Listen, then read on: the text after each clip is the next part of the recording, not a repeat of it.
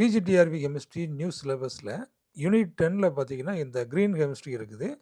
இந்த க்ரீன் கெமிஸ்ட்ரியில் இந்த 12 பிரின்சிபிள்ஸ் பார்த்தீங்கன்னா வெரி வெரி இம்பார்ட்டன்ட். அந்த 12 பிரின்சிபிள்ஸை பற்றி நாம் இந்த வீடியோவில் பார்க்க போகிறோம். ஃபஸ்ட்டு பார்த்தீங்கன்னா ப்ரிவென்ட் வேஸ்ட், அதாவது வேஸ்ட்டு ஜென்ரேட் ஆகிறதுக்கு முன்னாடி அதை நம்ம ப்ரிவென்ட் பண்ணிடணும்.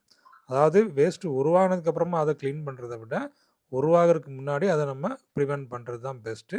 அதுதான் ஃபஸ்ட்டு பிரின்சிபல். ரெண்டாவது பார்த்தீங்கன்னா ஆட்டம் எக்கனாமி, அதாவது ரியாக்டன்ட்டில் எவ்வளோ ஆட்டம் இருக்குதோ அது எல்லாமே ப்ராடக்ட்டில் வந்துட்டு இன்கார்பரேட் ஆயிடணும். அதுதான் ஆட்டம் எக்கனாமி. அடுத்தபடியாக லெஸ் ஹசார்டஸ் சிந்தசிஸ். இப்போ சிந்தசிஸ் பண்ணும்போது நமக்கு வந்து இந்த ஹசார்டஸ் கெமிக்கல்ஸ், ஹசார்டஸ் ப்ராடக்ட் நமக்கு வந்து ஃபார்ம் ஆகக்கூடாது. அடுத்தது பார்த்திங்கன்னா இந்த டிசைன் சேஃபர் கெமிக்கல்ஸ். நம்ம அந்த உருவாக்கக்கூடிய ப்ராடக்ட்டும் நம்ம யூஸ் பண்ணக்கூடிய ரியாக்டன்ட்டுமே சேஃபர் கெமிக்கல்ஸாக இருக்கணும்.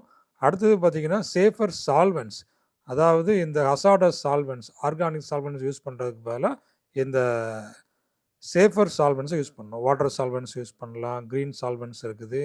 அடுத்தபடியாக ரிடியூஸ் டெரிவேட்டிவ்ஸ், டெரிவேட்டிவ்ஸ் வராமல் டைரெக்டாக ப்ராடக்ட்டை நம்ம ப்ரிப்பேர் பண்ணுற மாதிரி டிசைன் பண்ணணும். அடுத்து இம்ப்ரூவ் எனர்ஜி எஃபிஷியன்சி. அடுத்தது பார்த்திங்கன்னா இந்த கேட்டலிசிஸ். அடுத்து renewable feed stocks, design for degradation, real time analysis. அடுத்தபடியாக பார்த்தீங்கன்னா சேஃபர் கெமிஸ்ட்ரி. இது எல்லாமே இந்த 12 பிரின்சிபிள்ஸ் ஆஃப் க்ரீன் கெமிஸ்ட்ரி.